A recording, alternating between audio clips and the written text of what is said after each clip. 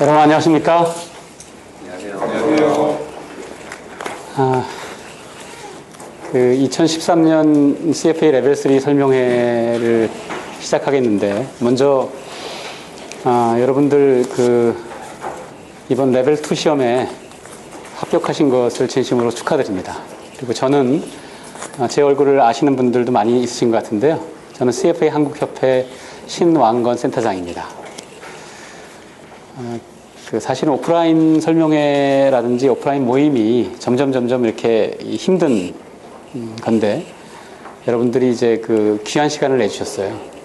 그래서 오늘 이 시간 여러분들이 레벨 3 프로그램에 대해서 정확한 정보를 알고 또 다 시험을 보려고 이제 하시는 분들이니까, 여러분들 2013년 레벨 3 시험을 잘 대비할 수 있는 소중한 시간이 됐으면 합니다.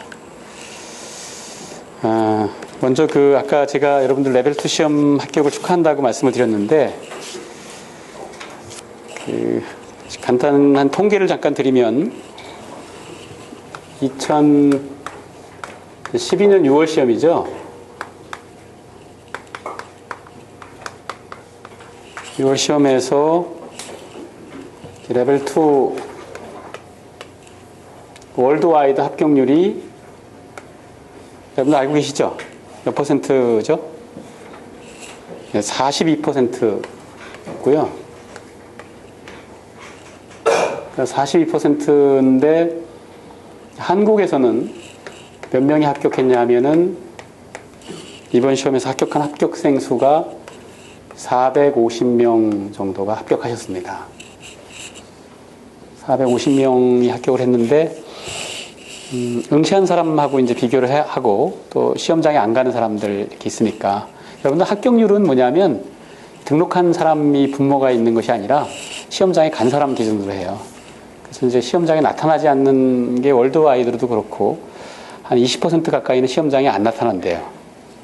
한국도 비슷한 것 같은데, 그래서 그런 거를, 왜냐하면 나라별로는 합격률이 얼마다라고 하는 거를 이렇게 이 CFA 인스티튜트에서 제공하지 않기 때문에, 저희가 그런 것들을 고려해서 추정해 보면 레벨 2의 한국 합격률은 한 30%대 같아요. 근데 이 레벨 2 합격률 30%라고 하는 의미는 어떤 거냐 하면, 한국에서 레벨 1 합격률도 한 30% 정도 돼요. 그러니까 이제 여러분들은 만약에 100명이 이제 CFA 시험에 관심을 갖고 이제 응시를 했다면, 레벨 1에서 한 30명 정도 합격하고요. 거기서 다시 합격하신 거예요. 그죠? 그러니까 9명.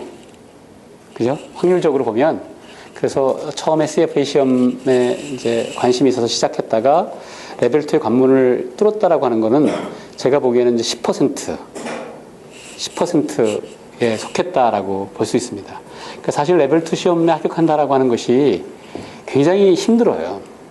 쉽지 않다고요. 근데 어떤 분들은 또 이렇게 쉽게 합격했다고 느낄 수 있지만, 그거는 다 본인들이 공부한 다양한 백그라운드나 경험 때문에 차이가 있는 것이지, 객관적으로만 놓고 본다고 한다면 CFA 레벨 2를 합격한 거는 정말로 쉽지 않은 일이다.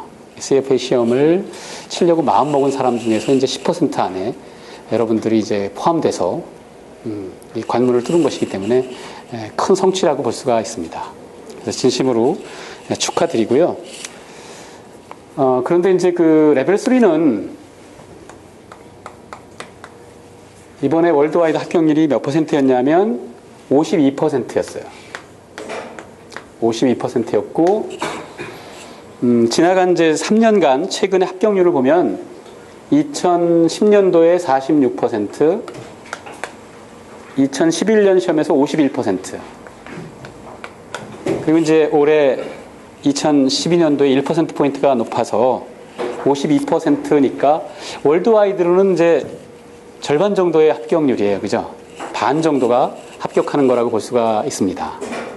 근데 역시 한국의 경우는 똑같은 이제 형식으로 해가지고 한국의 합격률이 얼마나 될까라고 추정을 해보면, 이 또한 30% 정도예요. 한국의 경우는.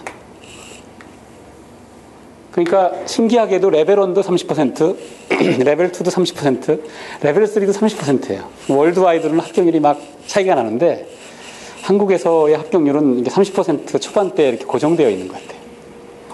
그럼 이제 여러분들이 이제 100명이 시작해서 10명이 됐는데 레벨 3 관문에서 3명, 7명. 그래서 레벨 2 합격한 것은 굉장히 쉽지 않은 성취인데 우리 앞에 놓여 있는 관문은 레벨 3가 또한 한국의 때까지 합격률로 따져보면 한 3분 정도가 합격하시고 이제 7명 정도는 어쨌든 실패하는 그런 시험으로 객관적으로는 놓여 있습니다. 근데 이제 우리가 이 시간에 설명회를 하는 것도 그렇고, 이러한 이 통계라든지 이런 것들을 단순히 이제 확률적인 부분으로만 남겨뒀고, 우리는 이제 목적 적합하게 우리가 합격하려고 하는 그런 부분 쪽에서 어떤 마음가짐으로, 어떤 전략으로 이제 준비를 해야 될 것인가 하는 것들을 같이 한번 생각해보고 하는 시간이 됐으면 하는 겁니다. 뭐 여러분들이 계단을 올라오시면서 이제 봤겠습니다만은 사실 우리 CFA 한국협회 교육센터가 저는 개인적으로 이제 CFA 프로그램을 한 15년 가까이 쭉 하면서 또 레벨 3와 관련된 과정과 관련해가지고 이제 많은 교육도 하고 그랬습니다만 한국협회 교육센터가 다시 이제 설정이 돼서 지금까지 한 4차례 정도 레벨 3 교육 과정이 있었는데요. 이번 올해 말고 지나간 3년 동안에 저희가 누계로 해보니까 한 110명 정도가 합격을 했었는데 2012년에는 약 70명 정도가 합격을 했어요. 그래서 제 개인적으로는 이제 한국에서 합격한 사람들의 한 절반 정도는 제 바람은 이 협회 교육센터에서 나왔으면 좋겠다라고 하는 건데 뭐 개인적으로 하시는 분들도 있을 거고 근데 70명 정도가 나와서 지금 잠정적으로는 이제 우리 한국 합격생들 중에서 올해 한 3분의 1 정도가 저희 교육센터에서 공부하신 분들이 합격을 해서 사실 합격률로 따져본다고 한다 그러면 굉장히 높은 사실 CFA 준비와 관련돼 가지고 저희 협회 교육센터가 이제 시작한 지가 얼마 안 되는데 정말 저로서는 굉장히 기분이 좋고 그래서 사실 이 설명회라고 하는 부분 쪽을 저희 교육센터 홈페이지에 보면은 정말 정성스럽게 합격 후기들을 많이 해놓으셔가지고 뭐 그거 이상 어떤 인포메이션이 있을까 하는 것이 좀 걱정되기도 하는데 그래서 저희를 믿고 그냥 열심히 수업 개시되면 따라오시면 되겠다 하는 말로 요약이 될 수도 있겠지만 그런 것은 아닐 것 같고요. 그래서 하여튼 굉장히 의미 있는 설명회가 될 것 같습니다. 그래서 오늘 진행은 이렇게 하겠습니다. 먼저 CFA 커리큘럼이 언제 어떤 것인가를 간단하게 제가 소개를 드리고요. 이번 이제 2012년 시험에 합격하신 두 분을 실제로 이제 공부하신 내용들과 관련해가지고, 실제 사례를 여기서 설명을 드리고, 바로 또 이제 저는 또 제가 커리큘럼을 전반적으로 진두지휘하고 하는 입장이긴 하지만 또 실제 공부하셨던 사람들의 팁이 여러분들한테 훨씬 더 현실적으로 의미 있을 것 같아서 두 분의 설명을 차례로 듣겠습니다. 그리고 난 다음에 저희 교육센터와 저희 교육센터의 교육과정을 소개를 드리고 그 다음에 질문 대답 받는 시간을 가진 다음에 혹시 시간이 더 있으시면 호프타임을 2차 또 합격 축하하고 하는 그런 것을 갖는 것으로 그래서 여기 이 교육장에서의 설명회는 9시 정도에 우리가 마무리하고 장소로 옮겨서 뒤풀이로 더 이렇게 진지한 커뮤니케이션을 원하는 분들을 위해서 시간을 마련하는 그런 식으로 진행을 할게요. CFA 레벨 3 커리큘럼 한마디로 얘기하면 이제 1차, 2차와는 전혀 다른 성격이 완전히 다른 시험이다라고 생각을 하셔야 돼요. 그게 이제 CFA 시험의 또한 굉장히 큰 특징이에요. 대개는 이제 2차 시험만으로 모든 시험들이 되게 끝나고 3차는 이제 어떤 인터뷰나 이런 것으로 해서 마무리가 되는 시험이라면 참 좋겠는데 그렇지가 않고요. 그래서 궁극적으로 CFA 시험이 겨냥하는 것은 여러분들이 이제 짐작했던 것처럼 1차, 2차 1차는 이제 이 도입 부분이니까 그래서 궁극적으로 완성하려고 하는 부분이 이제 레벨 2와 레벨 3에 이렇게 있잖아요. 그래서 레벨 2는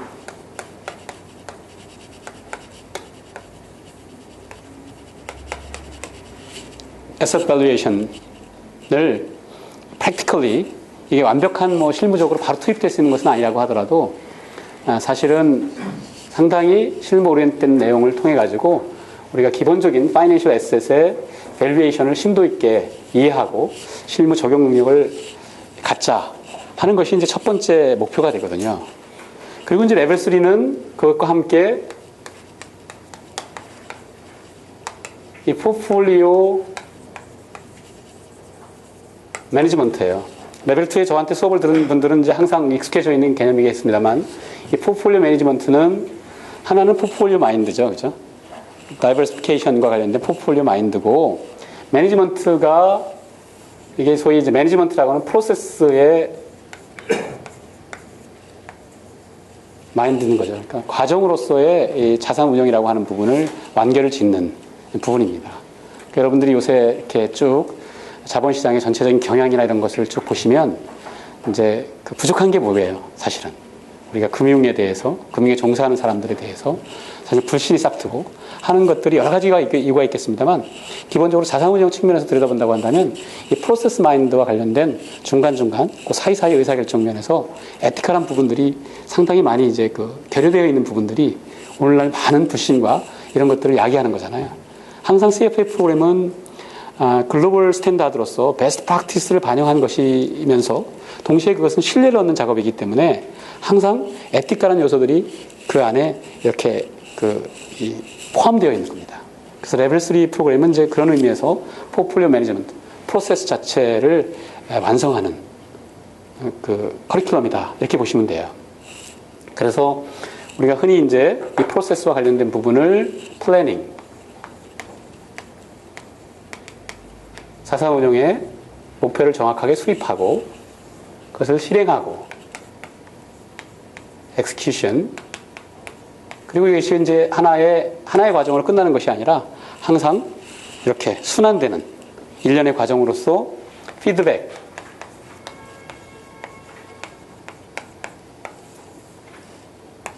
그러니까 레벨 3 커리큘럼은 플래닝, execution, 피드백입니다. 이 프로세스를 완결하는 것이 그냥 레벨 3의 커리큘럼이에요. 그 자체로. 그러니까 우리가 IPS를 레벨 2에서도 얘기했던 인베스트먼트 policy 스테이트먼트 작성하는 것, 여기에 인풋 데이터로서 필요한 부분들, 그러니까 비헤이비어럴 파이낸스의 그 부분까지 우리가 리스크 톨러런스에서 말하자면 윌링니스, 하나의 그 제약 조건의 일부로서 받아들여야 되는 요소들까지 다 포함해서 IPS 짜고, 그 다음에 이제 캐피털 마켓 익스펙테이션 해서 이제 우리가 자본시장, 우리가 투자 기회를 파악하는 일이잖아요. 그래서 그것을 결합시켜가지고 전략적인 자산 배분하게 되면 옵티멀한 포트폴리오 구축하고, 이 옵티멀한 포트폴리오 구축하고 운영하는 이 단계에 있어서 또한 여러분들이 이제 레벨 2에서 공부했던 에셋 밸류에이션, 이건 밸류에이션이거든요. 그러니까 여기에 에코리가 있고 픽스드 인컴이 있고, 그 다음에 또 운영자산으로서 디리버티브스를 생각할 수도 있고요. 위험관리의 수단이기도 하지만 얼터너티브 인베스트먼트가 있고, 이런 부분들이죠. 이게 이제 밸류에이션 차원에서 레벨 2에서는 접근했다고 한다 그러면, 이 레벨 3에서는 이 부분이 운영 전략으로서 있는 거예요. 그래서 엑스큐션 과정에 다 포함되는 겁니다.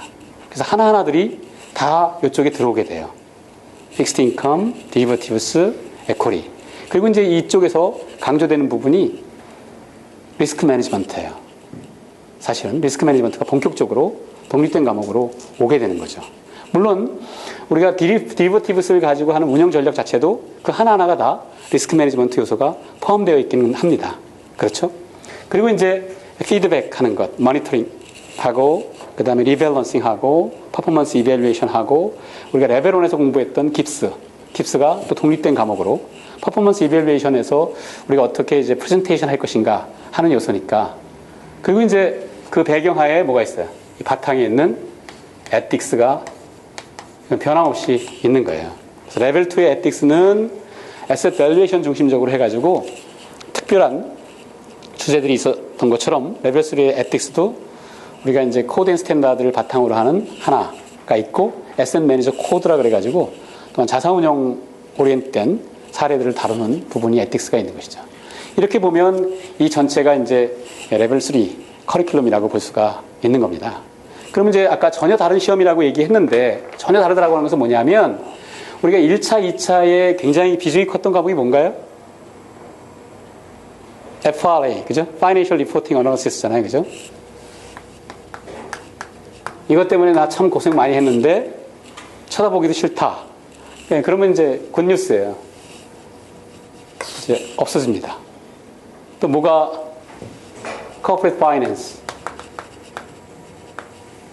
레벨 2에서는 이제 이게 비중이 어떻게 됐나요?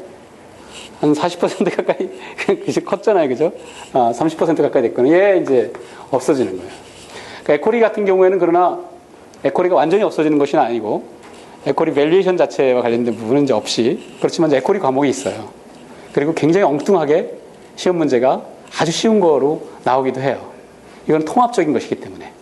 우리가 마지막에는 자산운용과 관련해가지고 정말로 레벨 3의 스페시픽한 것들로 구성이 되긴 하지만 우리가 1, 2차 때 공부했던 그런 내용들과 관련돼가지고 의외로 굉장히 쉬운 개념을 통해가지고 또 물어보기도 하는 겁니다. 왜냐하면 CFA 시험 문제를 만든다든지 하는 부분들은 이게 테스트 뱅크처럼 문제은행에서 끄집어내는 그런 식의 시험이 아니에요.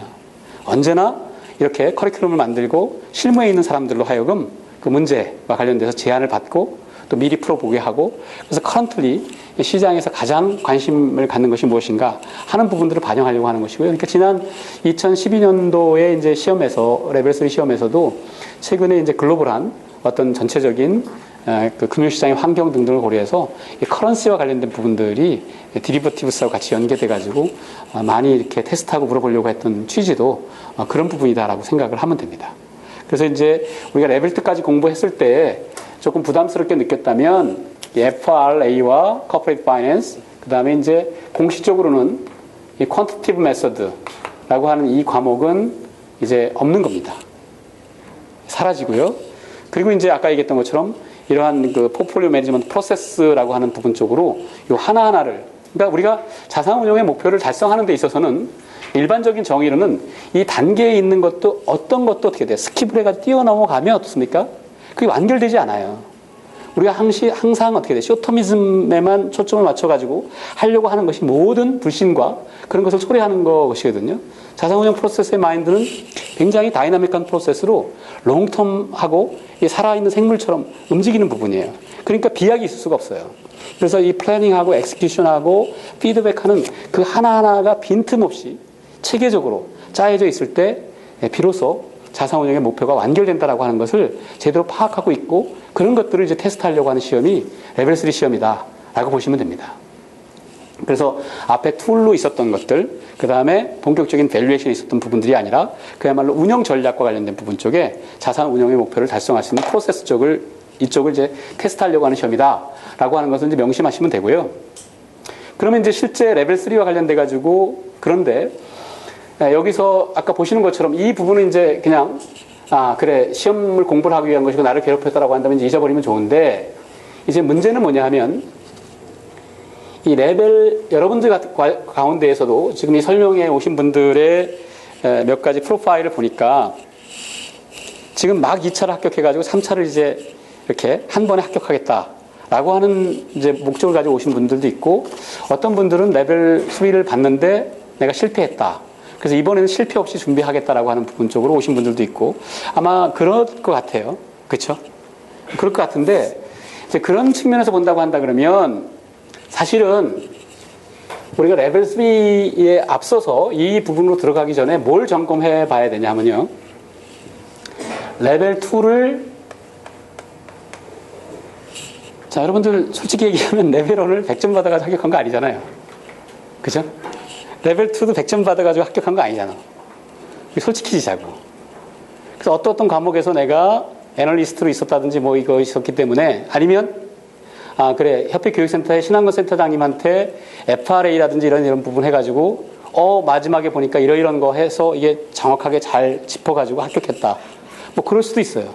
어차피 합격 불합격이라고 하는 것은 고사에서 왔다 갔다 하는 부분들로 이루어져 있기 때문에 제가 드리는 말씀은 뭐냐면 레벨 2로 합격했을 때 자기 자신한테 솔직해져야 돼. 내가 정말 합격하는 것은 좋은데 축하할 일인데 내가 얼마만큼 레벨 2를 제대로 공부해가지고 합격했지? 라는 것을 물어봐야 돼요. 이걸 왜 말씀을 드리냐면 레벨 2를 합격하고 나서도 사실 레벨 3를 3번, 4번, 5번, 6번까지 시험 보는 사람들이 있단 말이에요. 왜 그럴까? 그 사람들은 대부분 레벨 2를 합격을 했는데 말하자면 많은 상당 부분을 소홀히 했기 때문에 생기는 문제예요. 그 뭘까? 레벨 2에서 원했던 것은 아까 asset valuation의 valuation, fixed income과 derivatives, 그렇죠? 우리 equity valuation은 사실은 모형이 단순하잖아요, 그죠? 어차피 그것 자체가 쉽다라고 하는 얘기가 아니라 인풋 추정 자체가 굉장히 불확실한 면이 있는 것이지 그 자체의 모형이 어려운 것은 아니기 때문에 그냥 쭉 그죠? 시험 합격을 위한 부분 쪽으로 이렇게 정리했던 부분이지만 의외로 픽스드 인컴이나 디리버티브스 이런 부분들을 소홀히 한 사람들 같은 경우에도 corporate finance 그다음에 FRA, equity valuation 연결되는 이쪽에 핵심 과목들도 잘 정리를 해서 또 혹은 실무의 백그라운드가 그것 때문에 그런 덕을 봐서 합격선을 넘어가서 합격한 부분들이 있어요. 늘상 마찬가지지만 레벨 2 합격할 때도 마찬가지지만 레벨 3 할 때도 그 앞에 단계의 시험에 어떻게 합격했느냐라고 하는 부분이 이제 충분히 내가 이 베이스를 갖추지 않았는데 합격했다라고 하는 부분이 인생에 공짜가 없기 때문에 그 부분이 이제 전념하는데 방해가 되고 그런 것이 이제 레벨 3를 굉장히 오래 공부하게 하는 부분 쪽에 독이 될 수 있다라고 하는 점이 핵심 포인트예요. 그러니까 솔직하게 자기 자신에게 물어봐서 내가 레벨 2를 합격은 했는데 운 좋게 합격한 것 같아 라는 마음이 있다고 한다면 그거를 먼저 받아들이는 것이 키포인트입니다. 그래서 지금 픽스드 인컴이나 디리버티브스 특히나 그 두 부분은 사실은 이게 제대로 정립이 안 돼 있으면 이 곳곳에서 이쪽에서 여기서도 마찬가지입니다. 그러니까 친환경 센터장한테 도움을 받을 수 있는 과목이 여러분들 합격 후기를 읽어보시거나 그러면 분명히 있어요. 그런 부분들이 이렇게 레벨 3 관문을 뛰어넘는 데 있어서 왜냐하면 제가 오랫동안 이 프로그램을 운영해 왔고 또 연관관계를 파악하고 또 분명한 것은 여러분들만큼 제 가르치는 과목에 있어서는 열심히 저도 준비를 하고 지금 오늘 설명회를 오기 전에 새로 바뀐 2013년 이제 제가 가르치는 과목에 대한 것들을 이미 다 정리를 하고 리딩북을 새로 만드는 것까지 다 끝내고 제가 설명해 왔거든요. 그러니까 누구보다도 열심히 하기 때문에 여러분들이 필요로 할 때 제가 가르치는 과목들과 관련해 가지고는 약간 등을 살짝 이렇게 떠밀면서 커트라인을 넘어서는데 제가 도움을 줄 수는 있을 것 같습니다. 그러나 분명한 것은 기본적으로 갖춰야 될 이 밸류에이션과 관련된 부분이 없을 경우에는 레벨 3 곳곳에서 여러분들의 부족한 점이 막 튀어나와요. 이 통합적인 부분이기 때문에.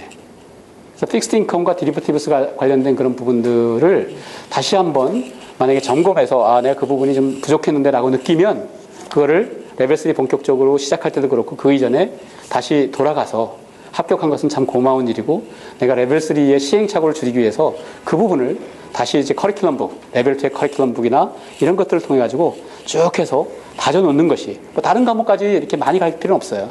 픽스드 인컴과 디리버티브스만큼은 다시 한번 확실하게 내가 그 밸류에이션 부분들을 확보해 놔야 되겠다. 그 바탕하에서 이제 레벨 3를 시작하면 그러면 이제 뭐가 되는 거예요?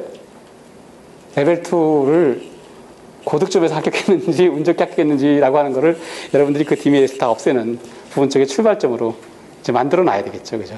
그리고 난 다음에 이제 그 뒤에 가면 되는데 뭐 또 뒤에 자세한 설명을 해주실 분들이 또 있으니까 일단은 제가 앞에서 모두의 소개는 이 정도로 하고 그다음에 이번 2012년 이제 합격한 그리고 정말 열심히 공부해서 합격하신 두 분을 차례로 제가 소개를 하고 하겠습니다.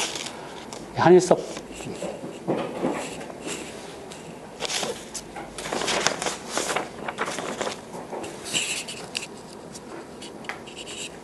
먼저 우리 한일섭 군을 박수로 이번 합격하셨습니다. 축하의 박수를. 이제 교육센터 홈페이지가 바뀌고 그러면서 이제 이렇게 솔트를 할 수 있게끔 되어 있는데 합격 수기에 한일섭 그러고 치면 과거에 이 한일섭 군이 올린 이 합격 수기가 3개가 쪼르륵 올라와요. 그러니까 1, 2, 3 스트레이트로 쫙 합격을 했어요. 그래서 아마 여러분들이 궁금하시면 합격 수기를 3개를 같이 이렇게 쭉 읽어볼 수 있을 텐데, 항상 제가 이 깜짝깜짝 놀라는 거는 뭐냐면 아마도 그 부분이 이제 저로 하여금 준비하는 힘의 바탕이 된 거라고 생각이 되는데 레벨 3의 그 합격한 사람들의 합격 후기나 이런 설명회 장소에서의 여기 두 분이 설명합니다만 우리는 어떠한 그 사전 모의도 없습니다. 어떤 식으로 얘기하려고 하는 것을 우리는 사전에 정하지 않습니다. 그러면서 저도 이제 그냥 편견 없이 듣는데 그 듣는 과정에서 보면 정말로 성실하게 노력하는 거예요. 그 성실하게 자기 시간을 투입하는 사람을 위해서 나도 저렇게 준비해야 되겠다라고 하는 마음을 항상 하게 되는데 그 대표적인 사례가 아닌가 하는 생각이 듭니다. 그래서 지금 SC제일은행에서 이제 일을 시작한 지 얼마 안 되고요. 이제 그 합격한 생생한 얘기를 듣도록 하죠.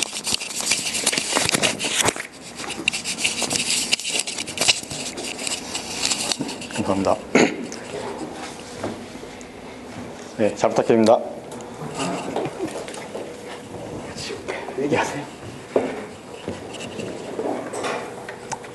저도 작년에 이 설명회에 와서 많은 걸 얻어갔고 또 이 자리에 되게 많이 서고 싶다는 생각을 했었습니다. 그래서 이 자리에 서서 되게 기분이 많이 좋고요.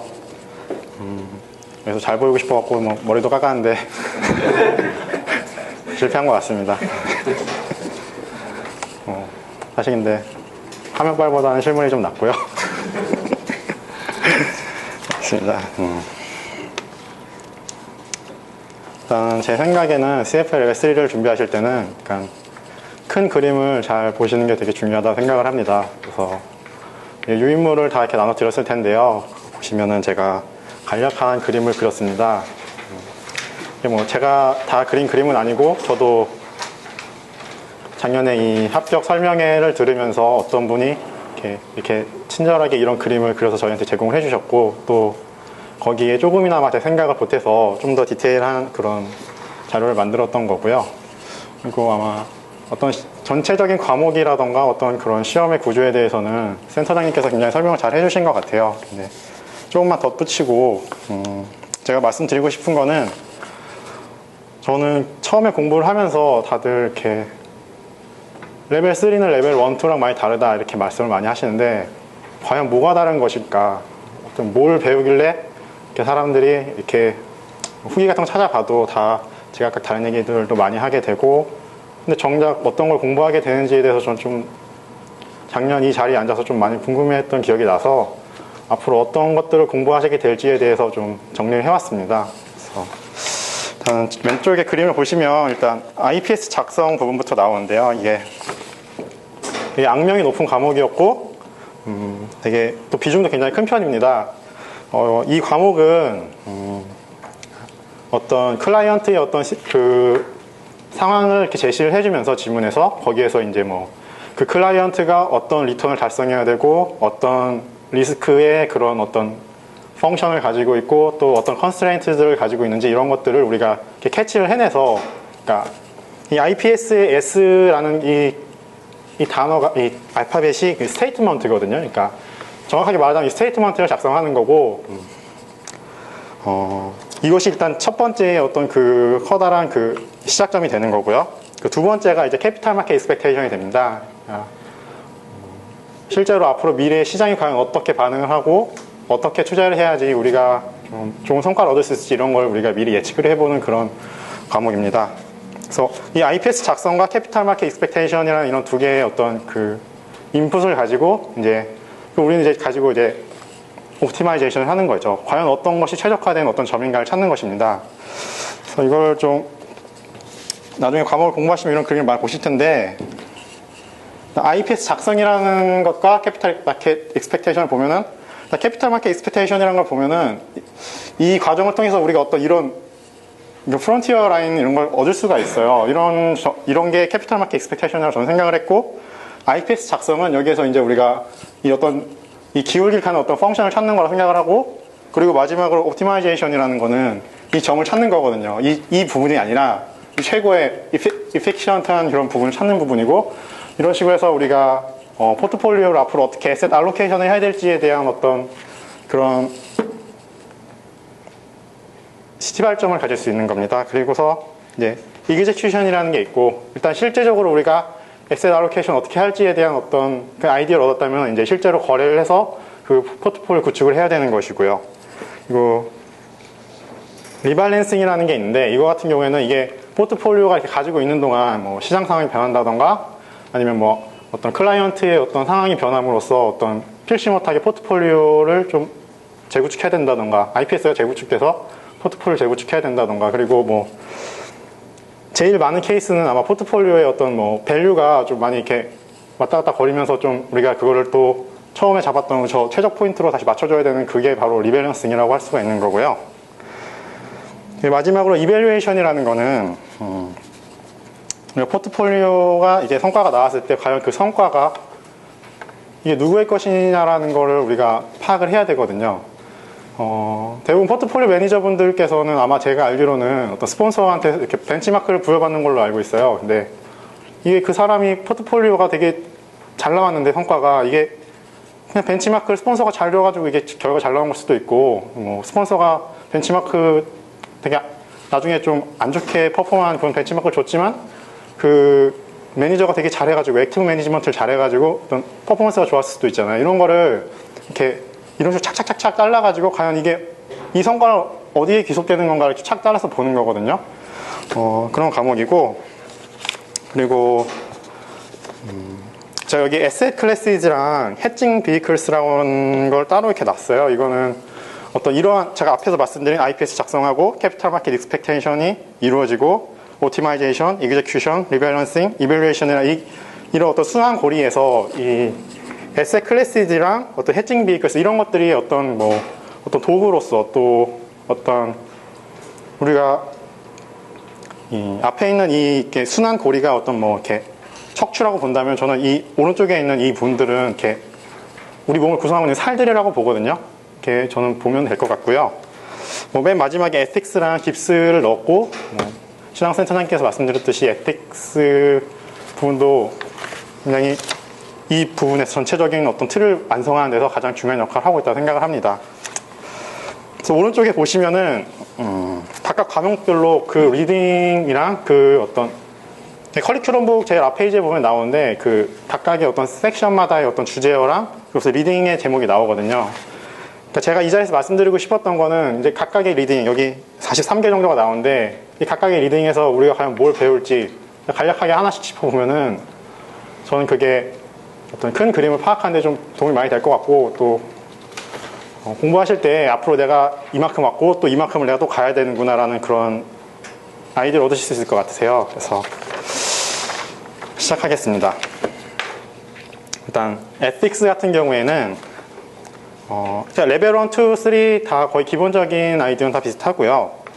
다만 여기 레벨 3에서는 어떤 그러니까 회사 단위에 따라서 이렇게 적용될 수 있는 어떤 에틱 코드가 또 제시가 되고 또 SM 매니저라던가 어떤 또 뭐 카운슬러가 어떤 이렇게 카운슬러에게 적용될 수 있는 그런 에틱스에 대해서 이렇게 좀 많이 이렇게 다룬 부분이 있습니다. 그래서 저는 항상 에틱스가 레벨 3의 끝판왕이라고 생각을 했는데 되게 많이 저는 어려웠고 마지막 순간까지도 많이 어려웠는데 그리고 그 다음에 비헤비어 파이낸스입니다. 이게 그러니까 IPS 저거 이렇게 저희가 펑션을 얻을 수 있는 그런 IPS라고 했는데 그 첫 번째 CMAR이 일단 비헤비어 파이낸스가 되겠고요. 첫 번째 리딩 7에서는 이런 비헤비어 파이낸스 그러니까 우리가 마음속에 가지고 있는 어떤 레셔널 이코노믹 맨이라는 그런 게 있잖아요. 거기서 우리가 벗어나게 하는 그런 어떤 그런 이론들에 대해서 소개를 하고 있고 또 리딩 8에서는 그런 티오리들이 아니라 어떤 우리가 정확하게 어떤 그러니까 레셔널 이코노믹 맨에서 달라지는 그 어떤 바이어스들이 있거든요. 근데 그 바이어스들을 코그니티브 바이어스, 뭐 이모셔널 바이어스 이렇게 나누어서 각각의 바이어스를 쫙 나열하고 있고 어떤 바이어스가 있고 또 어떤 바이어스가 어떤 에러를 초래하고 우리는 그걸 또 바로잡기 위해 어떤 액션을 해야 되는가 이런 것까지 다루고 있는 부분입니다. 그리고 리딩 9 같은 경우에는 IPS 아까는 제가 이게 스테이트먼트를 작성하는 거라고 말씀드렸는데 그러니까 이렇게 보이지 않는 어떤 심리학적 그 요소랑 그 스테이트먼트랑을 직접적으로 연결시킬 수 있는 어떤 체인 링킹을 해주는 그런 리딩이라고 생각을 해요. 실질적으로 앞에서 우리가 배웠던 이런 내용도 어떤 티오리라던가 바이어스들 이런 게 쫙 있는데 이거를 우리가 실제로 IPS를 적용할 때 어떻게 반영을 할 것이냐라는 거거든요. 그래서 이 리딩에서는 네 가지 타입의 어떤 그 인베스터의 어떤 분류를 쫙 나열해주고 각각의 인베스터에 대해서 이 사람들은 어떻게 어떤 바이어스를 가지고 있고 그럼으로써 우리는 어떤 조언자로서 또는 뭐 매니저로서 그런 사람들한테 어떻게 접근을 해서 신뢰를 얻을 것인가 이런 아이디어를 제시하고 있는 리딩입니다. 맞습니다. 그래서 이제 본격적으로 리딩 10을 가면 이게 뭐 레벨 3의 꽃이라고 할 수 있는 IPS인데요. 뭐 앞에서 말씀드렸듯이 리턴 리스크 그리고 어떤 컨스트레인트를 어떤 이렇게 우리가 뽑아낼 수 있는 그런 리딩이고 이 부분은 제가 생각하기에는 진짜 센터장님께서 굉장히 강의를 퍼펙트하게 해주셨기 때문에 저는 좀 수월하게 많이 공부했던 것 같습니다. 그리고 또 제가 시험을 공부하면서 질문도 많이 하고 그랬는데 또 센터장님께서 또 뭔가 아이디어를 또 얻으셔가지고 이번에 또 더 나은 더 훨씬 공부하기 쉽게 이렇게 도움을 주실 거라고 생각을 하고요.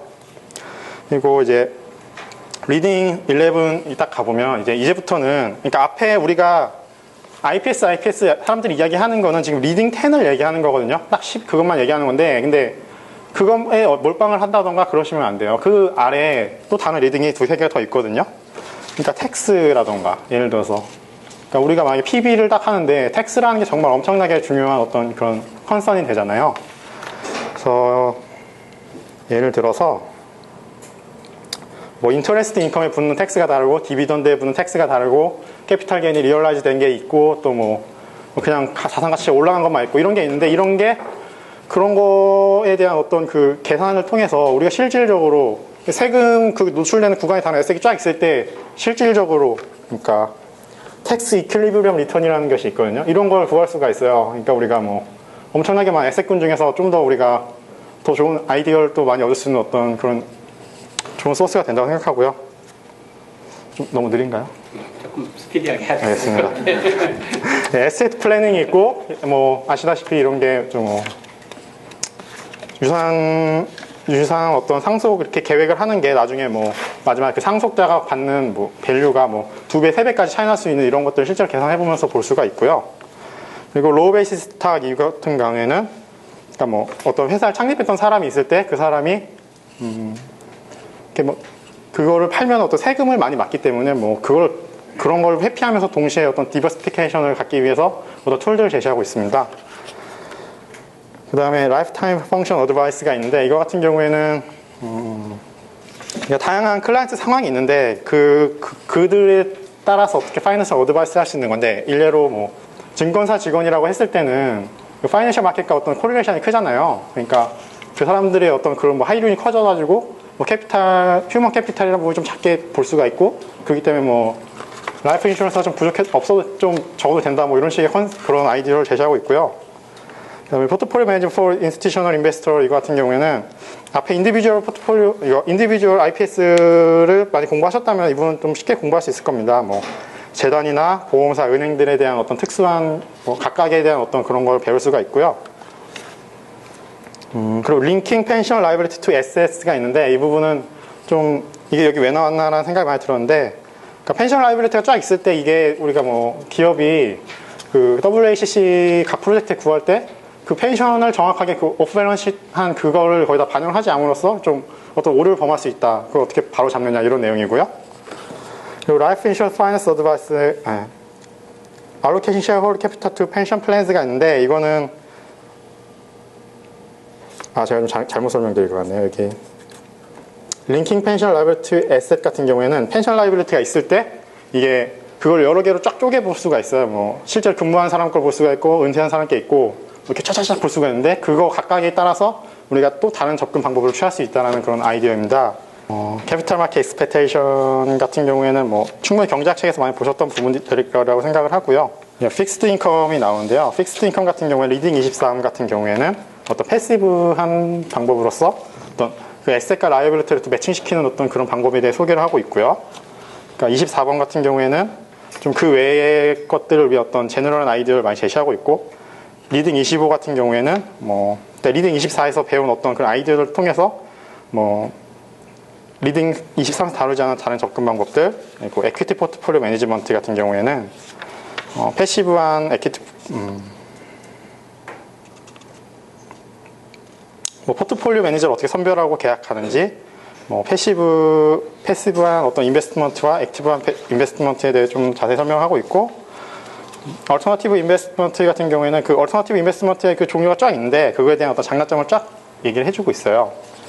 그리고 리스크 매니지먼트 같은 경우에는 뭐 리딩 34 같은 경우 바에 대한 얘기를 많이 하고 있고 또 뭐 이쪽 리스크 매니지먼트 파생 부분이 되게 많기 때문에 이 부분은 좀 레벨 2 때 배우셨던 거 좀 준비를 하시는 게 좋을 것 같습니다. 좀 준비해 두시면 공부할 때 수월하실 것 같고요. 뭐 위에부터가 약간 좀 본 요리였다면 아래부터는 약간 좀 후식 같다는 개념이 드는데, 이그제큐션은 실제로 어떻게 거래를 할 것인가라는 거거든요. 이 부분은 어떤 상황에서 어떤 방법의 거래를 해야지 가장 효율적인가라는 부분이고, 모니터링 같은 경우에는 아까 말씀드렸듯이 좀 에셋 밸류가 변했을 때 이걸 뭐 더 팔아야 되냐 아니면 더 그냥 계속 가져가야 되나 뭐 이런 거에 대해서 뭐 패널드 샤프라는 어떤 이론을 통해서 좀 그런 상황들을 분석해주고 있습니다. 그래서 퍼포먼스 이밸류에이션 아까 제가 앞에서 말씀드렸듯이 그 성과를 쫙 잘라서 과연 이게 정말 성과냐 이런 거 판단할 수 있는 부분이고, 그리고 마지막으로 깁스 이렇게 해서 레벨 3 커리큘럼이 완성이 됩니다. 제 생각에는 그러니까 제가 봤던 그 넛이라는 책 보셨는지 모르겠는데 그 작가가 이런 말을 했더라고요. 그러니까 사람은 약간 자기가 뭐 하루 동안 할 수 있는 일에 대해서는 약간 과대평가하는 그런 경향이 있대요. 근데 사람이 과소평가하는 게 있는데 그거는 사람이 1년 동안 하는 일에 대해서 과소평가를 한다고 하거든요. 그러니까 이게 커리큘럼북을 보면서 리딩 하나하나 읽고 이런 거 이렇게 이 속도로 읽어서 내가 과연 이거 맞출 수 있나 이런 생각을 많이 하실 텐데, 일단 한 번 딱 넘어야 될 선이고요. 한 번 쫙 읽는 거는 한 번 딱 넓으시면 두세 번 넘는 거는, 그러니까 지금 제가 이렇게 정리해왔던 것처럼 저기 정리하는데 진짜 한 5-6시간도 안 걸렸거든요. 그러니까 처음에 딱 그 산만 넘으시면은 그 이후에는 훨씬 더 많이 수월하실 것 같고요. 예, 다들 잘 되셨으면 좋겠습니다.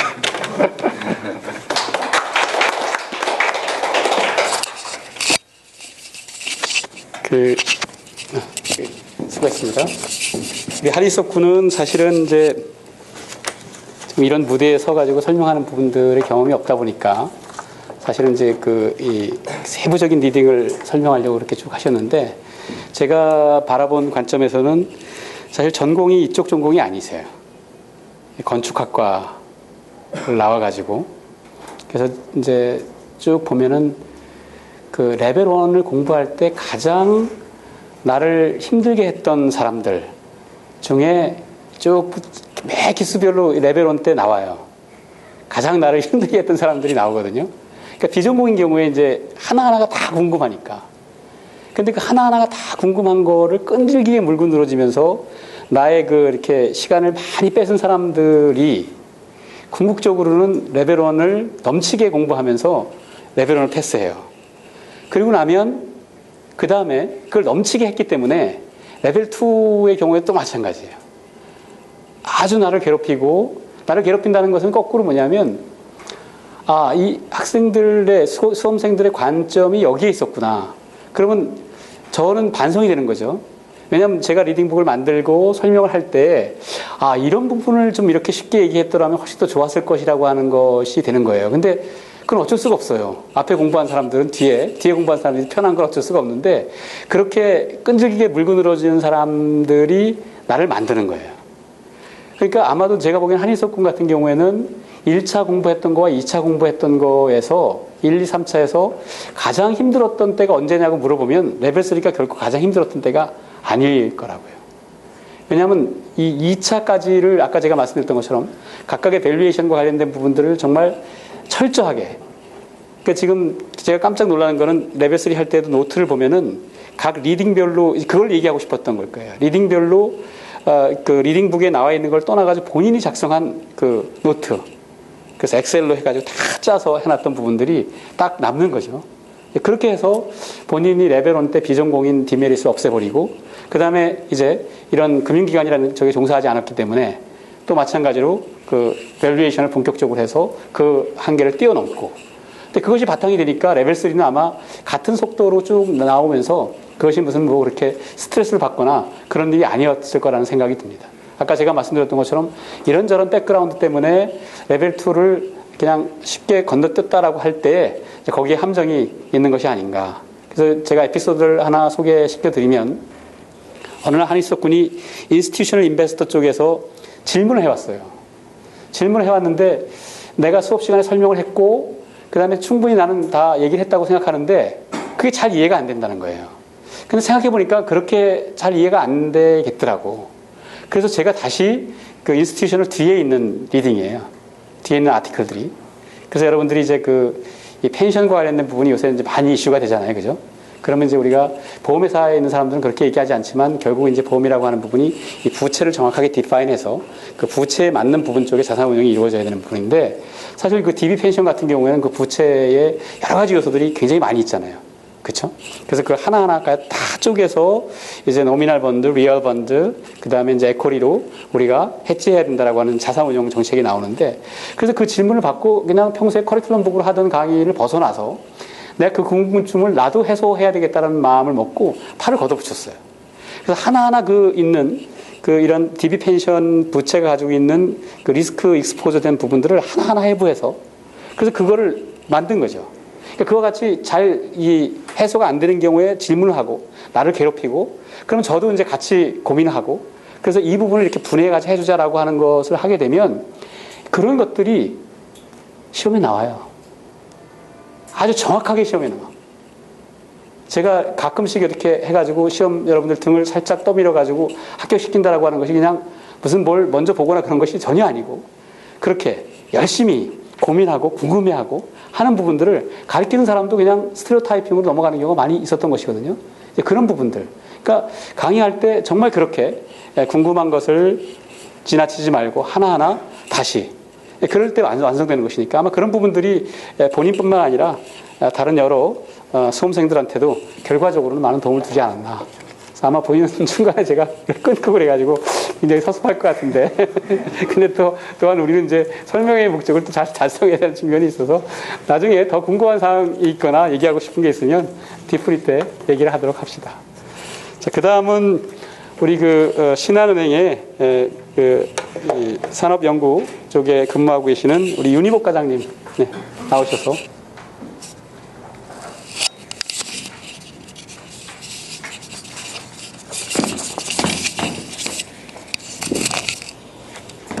윤희복 과장님 박수 축하드립니다. 윤 과장님은 참고로 이 레벨 3까지 오는 과정에서 한 번도 시험 후기를 작성하지 않으셨습니다. 어떤 얘기 해주실지. 네. 내가 먼저 들어가기 앞서서 조금 전에 뭐 이렇게 살짝 밀어가지고 합격선을 올린다고 그러는데 바로 제가 그렇게 살짝 등 떠밀려가지고 합격선을 넘은 사람이고요. 앞서 그 말씀하신 분이 이제 공부의 정석이라면 제 얘기를 좀 듣다 보면 저렇게 해가지고 합격할 수 있나? 이제 그런 생각이 들 수도 있어요. 그래서 사실은 제가 이 청을 이렇게 받았을 때 혹시 이 자리에서 이렇게 좀 얘기해 줄 수 있냐 라는 얘기를 딱 들었을 때 내가 그럴 자격이 되나 라는 생각이 제일 먼저 들어서 약간 좀 머뭇거리다가 그런 또 오퍼를 주신 또 정성도 있고 그다음에 또 제가 작년에 똑같은 이런 자리에서 이 자리에 있지는 않았는데 올 시간이 없으니까 이제 인터넷으로 이렇게 설명회한 걸 이렇게 봤는데 이제 거기서 제가 좀 이렇게 한두 가지 약간 이렇게 도움되는 말을 받아서 공부를 저렇게 해야 되는구나 라고 하는 생각을 이제 받아서 공부를 다시 시작했어요. 그래서 그 이면에 이제 또 약간 등 떠밀림도 있었지만 그래서 합격하게 돼서 이제 그런 고마운 마음도 있고 해서 혹시나 내가 여러 가지 말을 할 텐데 그런 말들 중에 한두 개라도 이렇게 도움을 받으면 그건 제가 할 수 있는 그 역할이 되겠다 싶어서 이 자리에 서게 됐고요. 먼저 이 자리에 계시는 그 레벨 2를 합격하신 모든 분들의 합격을 진심으로 축하드리고요. 사실은 아마 이 자리에 계시는 이유는 그 잔인한 5월을 보내셨기 때문에 아마 계시지 않나 생각이 들어요. 저는 그 5월이 되게 싫었거든요. 참고로 저는 이제 결혼을 했고 애가 이제 둘이 있는데 시작한 거는 2009년 10월 달에 시작을 했고요. 근데 이제 그때는 애가 이제 말도 잘 못하는 2살 애였는데 어느덧 지금은 그 애가 이제 저한테 막 논리적으로 막 따지기 시작했고 그 다음에 둘째가 태어나서 저한테 이제 막 말을 하는 그런 상황이 됐어요. 제가 이 얘기를 왜 드리냐면은 이 CFA 시험이라고 하는 거는 사실은 이제 처음은 어떤 식으로 들을 수 있는데 끝을 봐야 되잖아요. 끝은 가급적이면 빨리 한 번에 끝내는 게 제일 좋다라는 말씀을 드리고 싶어서 그러는 거예요. 왜냐하면 그 기간이라고 하는 게 어떻게 보면 짧은데 지나고 생각하면 되게 또 긴 시간이에요. 그 사이에 내 주변에 여러 가지 그 변화들이 많이 일어나기 때문에 직장 내에서도 뭐 때로는 뭐 승진할 수도 있고 자기 업무가 바뀔 수도 있고 뭐 여러 가지 환경이 또 자기한테 주어지는 기회라는 게 또 달라질 수도 있기 때문에 기왕 시작하셨으면은 빨리 끝내시는 게 가장 좋다라는 말씀을 먼저 가장 드려야 될 것 같아요. 왜냐하면 제가 이제 중간에 한번 떨어졌거든요. 작년에 한번 떨어졌어요. 이유는 좀 전에 말씀하신 그 모든 이유가 다 해당이 돼요. 제대로 공부 안 하고 설렁설렁 2차 이렇게 합격하고 그래서 뭐 내년에도 그렇게 하면 되겠지 이렇게 생각하고 이게 시간이 이제 그러다 보니까 자꾸 뒤로 밀리는 거예요. 공부를 이렇게 미리미리 좀 하고 3차도 저는 조금 전에 만들어 오신 이 기급으로 깜짝 놀랐어요. 이렇게 공부를 열심히 하는 거. 그 작년에 똑같이 누군가 이런 얘기를 했어요. 근데 이걸 제가 유임을 못 봤어요. 그래가지고 무슨 뭐 얘기를 하는데 되게 엄청 많이 그 체계적인 뭔가를 막 얘기를 하는데 하나도 보이질 않으니까 무슨 얘기를 하지 이렇게 들어봤더니 본인 나름대로 이렇게 만들어서 이게 3차라고 하는 레벨 3라고 하는 게 이런 과정으로 이루어져 있구나 라고 하는 걸 본인이 깨달으신 거예요. 근데 그 얘기를 하신 거죠. 근데 제가 생각해 봤더니 내가 공부를 열심히 하지 않은 건 아니고요. 하긴 했는데 나름대로 주어진 상황에서. 근데 내가 생각했던 게 내가 저걸 몰랐구나. 내가 도대체 뭘 공부하는지도 모르고 그냥 공부하는 거야. 그래서 내가 저렇게 하면 안 되겠다라는 생각을 갖게 됐어요. 이 설명의 자료를 다 보면서. 그런 팁을 제가 여기서 아마 얻었었고요. 또 한 가지는 좀 지나다 보면 이제 뭐 IPS 이런 작성하는 걸 특강을 작년에 처음 했었어요.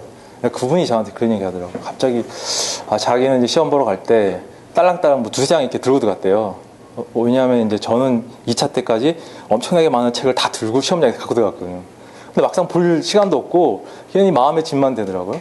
근데 그분은 이제 자기가 다 최종적으로 정리한 한 두세 장만 딱 들고 오전 오후에 그냥 계속 그것만 봤다는 거예요. 그 얘기가 제가 와닿았어요. 왜냐면은 그럴 정도로 마지막에 최종 정리를 잘했다는 거거든요. 그래서 저는 그 두 가지 팁을 딱 얻어서 내가 좀 저렇게 한번 해봐야겠다라는 마음을 먹고 다시 이제 작년에 이제 공부를 다시 시작하게 됐어요. 근데 공부한 시점은 1월부터 시작했었어요. 많이 늦은 거죠. 제가 말씀드리고 싶은 거는 1월은 늦다는 얘기예요. 왜냐하면 조금 전에 이 과정을 다 보셨죠. 그러면 이걸 제가 산술적 계산해보면 저는 제가 보니까 책이 한 6권이고 그 다음에 과목을 대충 보면 15과목인데 17개 정도 되네요. 17개면 산술적으로 한 과목을 일주일에 끝내겠다. 그럼 17주잖아요. 그럼 17주면 4개월이거든요. 그럼 상식적으로 한 번 더 보겠다. 반 해갖고 2개월, 6개월. 아무것도 못하고 2번 보면 모든 게 끝나버리거든요. 단순히 이제 그렇게 생각해보면은, 1월은 늦은 것 같고요. 저는 이제 한번 이렇게 떨어진 경험이 있기 때문에 1월에 다시 해도 되지 않았나라는 생각이 들고요. 그래서 가급적이면 지금 당장 내일부터라도 책을 이렇게 여시고 등록하시고 책을 받으셔갖고 수업을 시작하셨으면 좋겠어요. 그래서 빨리 시작하면 좋다라는 얘기를 드리고, 저는 그 2011년 그 실패를 통해서 느꼈던 게 내가 좀 체계적으로 공부를 못했구나 라고 하는 그런 점. 그래서 이제 시험장을 일단 들어갔는데, 그때 이제 잠깐 말씀을 드리면, 오전에 이제 나는 그럼에도 불구하고 이제 나름대로 열심히 했기 때문에 주어진 시간 안에 시험을 딱 들어갔는데 1번 문제 IPS라고, 이제 사실 IPS가 뭔지는 잘 모르실지도 몰라요. 왜냐하면 좀 전혀 다른 과목이긴 한데, 그래서 뭐 이렇게 쭉 주어지고 이 사람의 뭐 목표 수익률 어쩌고 막 쓰라고 나오는데 갑자기 1번 문제 세금이 나왔어요. 이게 뭐지? 그거 딱 봤는데 모르겠는 거예요. 거기서 엄청난 충격을 받고, 뒤에 과목은 뭘 썼는지도 모르고 그럴 정도로 거의 정신없이 오전을 보내고, 그래도 오후에 다시 마음을 다잡아야지. 그리고 시험을 봤는데 막상 이제 결과를 딱 봤더니 처음 말씀드리는 거지만 밴드 1이 나왔어요. 그 밴드 1이라고 하는 건 저 이제 2차까지 합격하시는 분들은 밴드라는 개념을 모르실 거예요. 떨어져 보면은 이렇게 밴드가 나와요. 본인의 위치라는 게 나오는데, 밴드 1이라고 하는 거는 떨어진 사람들, 불합격한 사람들 중에 하위 10%라는 얘기예요. 그래서 저는 처음에 밴드 1이 거꾸로인 줄 알았어요. 안타깝게 떨어졌구나. 근데 아니더라고요. 그래서 그 충격을 이겨내는데 한 몇 개월 걸렸어요. 난 이거 안 되나 보다. 내가 이거 나름대로 한다고 했는데, 물론 이제 제가 지나가 보니까 뭘 공부하는지도 몰랐고 시간도 부족했고 정리도 안 돼 당연히 떨어질 수밖에 없는데, 괜히 뭐 좀 자신감 때문에, 못 모르는 자신감 때문에 들어가가지고 어떻게 했다는데 결과 당연히 떨어진 건 당연한 건데, 그 스코어에 대한 엄청난 충격을 받은 거예요. 나 한 번도 그런 스코어를 받아본 적이 없는데 이 하위 10%라면 도대체 어디를 얘기하는 거야? 그래서 그런 충격을 받았는데 제가 말씀드리고 싶은 이 자리에 아마 그런 분 안 계실 거예요. 근데 저 방송을 보고 혹시 계실 분 중에 있을 거예요. 3차를 떨어지고 나 밴드 뭐 9나 또는 뭐 8인데 뭐 사람들이 아쉽게 떨었다는 나는 5야 이런 사람들은 그런 걱정하지 마시고 공부를 하시면 됩니다. 공부를 하시면 편안하게 그냥 이렇게 합격할 수 있는 날도 오니까요. 그런 거에 너무 이렇게 나는 뭐 왜 이런 생각 때문에 시간을 허비하지 말라 그런 얘기를 좀 드리고 싶고요. 제가 왜 이렇게 두서없이 막 얘기를 하냐면은 여기 계시는 분들이 뭘 원하는지 제가 몰라요. 그래서 이것저것 막 얘기를 하면은 그 중에 이제 듣다 보면 내 상황에 해당되는 게 좀 있어요. 그것만 받아가시면 돼요. 그런 취지에서 제가 처음에는 사실은 하겠다 했을 때는 했는데 막상 하려고 하니까 뭔 얘기를 해야 될지가 되게 또 고민스럽더라고요. 사실은 오늘 어쨌든 이거 하루 종일 좀 이것저것 생각해 봤는데 조용히 이제 뭐 딴 거 한다면서 이렇게 누가 보실지 모르겠는데 어쨌든 제가 이거 하루 종일 걸려서 만들었는데 결론은 막 얘기하고 그 중에 본인들이 알아서 상황에 맞게끔 받아갔으면 좋겠다. 이런 게 제 결론이니까 막 얘기할 거예요. 그러니까 뭐 몇 가지 얘기를 했죠. 빨리 시작해라. 왜냐하면 산술적 계산해봐도 충분히 6개월 걸리거든요. 그래서 일단 밴드 1에도 불구하고 1년이 지난 다음에 합격을 했다. 걱정하지 말라. 그런 얘기를 좀 드리고 싶고, 그 다음에 이제 앞서 말씀드린 것처럼 똑같이 이제 체계적으로 큰 그림 위주로, 이해 위주로 모든 과목을 들을 때 뭐 암기할 생각하지 마시고, 왜 저런 얘기를 하지? 도대체 책이 어떻게 된 거지? 그럴 때 이거 잘 만들어놨는데 이걸 딱 가지고 계속 옆에 놓고 생각해 보는 거예요. 이게 도대체 어디 위치하는 거지? 이 전체 프로세스 레벨 3 총 챕터 중에 내가 여기 공부하는 게 어느 위치에 속하는 거지? 라고 하는 걸 자꾸 이렇게 스스로 생각하시다 보면은 공부하는 게 이렇게 막 스트레스 받거나 그러진 않아. 전체 이거 중에 이거 하는구나. 그래. 이게 무슨 내용이지? 궁금하네. 이렇게 이런 식으로 접근하시면은 공부하실 때 좀 덜 스트레스 받으실 거예요. 참고로 저는 이 공부를 이 협회에서 이제 한 3년 동안 계속 이렇게 온라인으로 수업을 들었어요. 오프라인 한 번 나온 적이 없거든요. 그래서 사실은 이제 센터장님을 뵌 지는 2009년도 처음에 시작할 때, 은행에 와가지고 설명회 할 때, 그때가 이제 9월인가 10월 달에 오셨는데, 제가 못 모르고, 레벨 1이 12월에 시험 있잖아요. 그래서 못 모르고 가서 12월 달에 시험 봐도 제가 합격할 수 있을까? 이런 말도 안 되는 얘기를 했었죠. 그랬더니, 그러면 뭐, 파이널 강의를 들으면 뭐 한번 할 수 있을 거야? 이렇게 얘기를 하시더라고요. 그러시면 단서를 단 게, 그게 결국 빨리 가는 길이 아니라는 단서를 꼭 다시더라고요. 결론은 이제 앞서 말한 것처럼 레벨 1을 충분히 공부하고 레벨 2도 충분히 공부해야 저처럼 이제 중간에 떨어져서 그런 고통 안 겪는다라고 하는 이제 선견지임이 있으셨던 거죠. 저는 그렇게 시작해서 이제 계속 온라인으로만 수업을 들었어요. 아무래도 제가 직장이다 보니까 온라인에 의지할 수밖에 없고, 그러다 보니 이제 하루에 뭐 예를 들면 1시간이든 1시간 30분이든 이제 공부를 하려고 노력했지만 실질적으로 직장이 그게 잘 안 되거든요. 회식도 많고. 그러다 보니 거의 이제 주말로 밀려서 주말에 이제 강의를 거의 듣게 되는데, 그럴 경우에 저는 거의 1.6배속이나 2배속으로 강의를 이렇게 듣게 됩니다. 그래서 저는 사실은 이제 처음 말씀드린 거지만 이 신한관 센터장님의 그 말씀 스피드가 갑자기 2배속에서 1배속으로 들으니까 너무 느려가지고 제가 죄송합니다. 제가 처음에 여기 와가지고 강의를 오프라인에 딱 들었는데 속도가 너무 느린 거예요. 저보다 더 느린 것 같았었어요. 제가 왜냐하면 그동안 3년 동안 익숙한 말은 엄청난 스피드로 빨리 지나가는 말인데 너무 느리게 하니까 막 답답해서, 그래서 사실은 그때 중간에 한번 나가는 이유가 적응이 잘 안 돼서 나갔다는 얘기를 이 자리에서 제가 말씀을 드립니다. 그래서 그런 식으로 하면 될 것 같고요. 다만 이제 저는 그 공부를 할 때 주로 이 필기를 하기도 했지만 필기를 잘 안 했어요. 그러니까 이게 설렁설렁 했다는 거죠. 그러니까 대신 이제 머릿속으로 무슨 얘기를 하는 거지? 라고 하는 그 강의에 되게 집중을 노력했어요. 오프라인 오면 이제 강의를 이렇게 보시면 들으시잖아요. 근데 온라인은 그게 잘 안 되고 옆에 뭐 딴 것만 있고 하니까 집중이 잘 안 되는데, 어쨌든 최대한 무슨 말을 하려고 하는지 집중해서 들었고요. 간혹 이제 칠판에 쓰는 거 저랑 따라 써보면서 이렇게 노트 필기를 좀 했어요. 근데 이게 좀 단점이 있어요.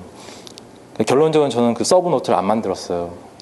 근데 서브 노트를 안 만들고 강의만 듣고, 그러니까 이제 협회 강의를 들어보시면은 그 처음에 이제 리딩북을 위주로 쭉 가요. 거의 깨알같이 뭐 처음부터 거의 커리큘럼북을 거의 뭐 쪼개가지고 다 이렇게 섭렵하거든요. 근데 그런 과정에서 그 수업을 듣다 보면 이런 자세 듣게 되죠. 이런 자세 쭉 듣다가 이러다가 이제 몇 개 필기를 해요.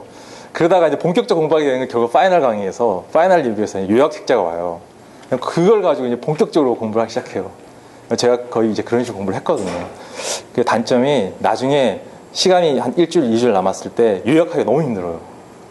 그래서 아마도 대부분의 사람들이 서브 노트를 만드나 봐요. 서브 노트 만드는 거는 자기가 시간이 많고 좀 이렇게 충분히 공부할 수 있는 그런 여건이 되면 만들면 참 좋은데 그렇지 않아도 괜찮다라는 말씀 드리고요. 충분히 이해 위주로 하면 이해 위주로 하되 대신에 되게 집중적으로 내가 이 시간만큼 확보했으니까 최대한 집중적으로 공부를 하겠다.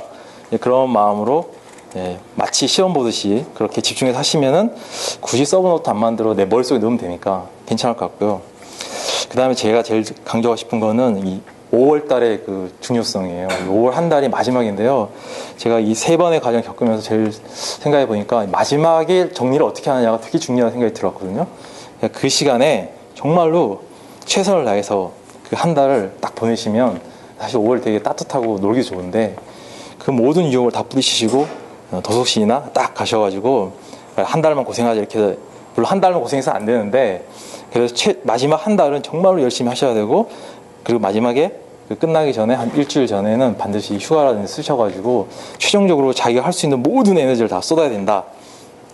이게 사실은 이제 평소에 안 했을 때 저같이 이제 그랬을 때 이제 좀 최선의 방법인 것 같고요. 평상에 열심히 공부할 수 있는 상황이면 열심히 하시면은 5월달도 편안하게 공부하실 수 있을 것 같아요.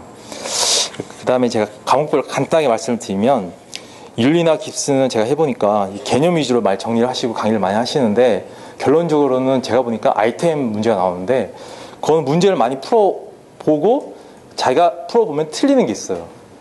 근데 꼭 그런 문제 시험에 나와요. 그래서 저는 윤리 문제, 윤리가 이번에 36 두 세트가 나왔거든요. 근데 저는 평상시 윤리를 별로 공부를 안 했지만 그래도 개념 위주로 했으니까 1, 2차는 되게 높은 점수를 받았는데 이번에 다 50 이하에 찍혀 있더라고요. 이유를 생각해보니까 그 문제들이 대부분 보니까 어디선가 풀어봤어요. 그래서 내가 틀렸던 문제 같아요. 그 문제를 딱 보니까 문제 봤는데 이게 헷갈리는 거예요. 그러니까 그게 다 틀렸나 봐. 그러니까 틀렸던 걸 또 틀린 거죠. 이게 바로 서브노트를 안 만들고 복습할 경우에 생기는 문제예요. 그러니까 그런 경우에 반드시 본인이 오답노트 이런 걸 할 때는 반드시 이런 거는 오답노트 이런 걸 좀 시간이 없더라도 오답노트 정도는 만들어야 될 것 같아요. 그다음에 주식 채권 파생 같은 경우에는 큰 그림을 많이 이렇게 위주로 개념 위주로 많이 이렇게 공부를 하시되 반드시 이거는 계산 문제를 손으로 푸셔야 돼요. 예제나 그다음에 뒤에 연습 문제를 반드시 손으로 푸셔가지고 내 몸에 익어야 돼요. 실제 시험장을 가시면은 내가 아무리 머릿속에 이해를 하고 팔짱 끼고 다 들어도 막상 제한된 시간 문제를 딱 풀기 시작하면은 이게 맞는지 헷갈리기 시작해요. 그때부터 혼란이 와요. 근데 그건 연습을 많이 하게 되면 손이 알아서 풀어요. 그냥. 근데 제가 보니까 제가 원래 이제 1차 시험 떨어질 때는 1번부터 가다가 1번 너무 큰 충격을 받아서 이번에는 내가 정말 자신 있는 문제부터 풀어야겠다. 그래서 내가 자신감을 갖고 다시 처음부터 봐야겠다. 이런 전략을 짜고 문제를 딱 열었는데 1번에 평상시에 나오지 않는 뭐 픽스트 인컴이랑 데리버티브라는 과목이 주관식으로 나왔어요. 제가 전공이 대학원 전부 다 파생 이런 거 전공했거든요. 그래? 그럼 딱 기쁜 마음으로 딱 넘겨서 딱 문제를 풀기 시작했는데 갑자기 안 풀리는 거예요. 쉽게 얘기하면 연습을 안 한 거죠. 좀 덜 한 거죠. 그래가지고 막 문제를 어떻게 막 다시 풀었는데 그리고 어떻게 딱 풀었어요. 그리고 시간을 딱 봤어요. 35분이더라고요. 배점을 딱 봤더니 12점이에요. 그럼 20분이 오버된 거잖아요. 그래서 저 엄청난 충격을 받았어요. 근데 그 20분이라는 시간을 어떻게 커버했냐면은 약간 그런 마음이 있었어요. 한 번 더 시험을 보니까. 그리고 내가 정말로 이번에는 열심히 공부했기 때문에 아니 뭐 떨어지면 떨어지지. 다만 내가 아는 건 풀겠다. 그런 마음으로 마음을 다시 찾았고 다시 차근차근 다시 보기 시작했어요. 그게 아마도 그 평상시에 자기가 열심히 좀 준비하고 그러면은 그 자리에 가서 그냥 내가 있는 실력과 하겠다. 그런 자신감을 갖고 풀시다 보면은 그런 위기 상황에도 대처할 수 있다. 생각을 말씀드릴 수 있고요. 그 다음에 이제 뭐 아까 얘기한 엑세큐션이나 모니터링, 리밸런싱, 퍼포먼스 이밸루에이션 이런 과목들이 이상한 게 있어요. 평상시에 보지도 못한 과목이에요. 그런 과목은 전적으로 그냥 센터장님에 맡기시고 그냥 따라가시면 됩니다. 뭐 충분히 아주 쉽게 설명하실 거고요. 그런 문제를 따라가시되 다만 문제는 푸셔야 돼요. 문제는 자기 손으로 풀어야 돼요. 이 시험에 꼭 나오는데 개념은 잘 알아도 막상 문제 푸는 연습을 안 하면은 시험장에서 딱 풀면 안 풀려요. 제가 이번에 등점에서 올라간 이유가 엑세큐션인데 엑세큐션은 제가 어떻게 막 풀었는데 열심히 연습했어요. 그리고 뭐 말씀하시는데 예제도 몇 개 없어요. 근데 설명도 쉬워요. 듣다 보면 그렇구나 그랬는데 연습을 좀 하라 그래서 연습을 좀 했어요. 근데 시험장에 갔더니 문제가 나왔는데 뭐 어떤 내 생각대로 풀었어. 근데 되게 높은 점수를 받았어요. 이 엑스큐션이라는 과목이 제가 생각하기에는 이 합격에 등 떠밀리는 과목인데요.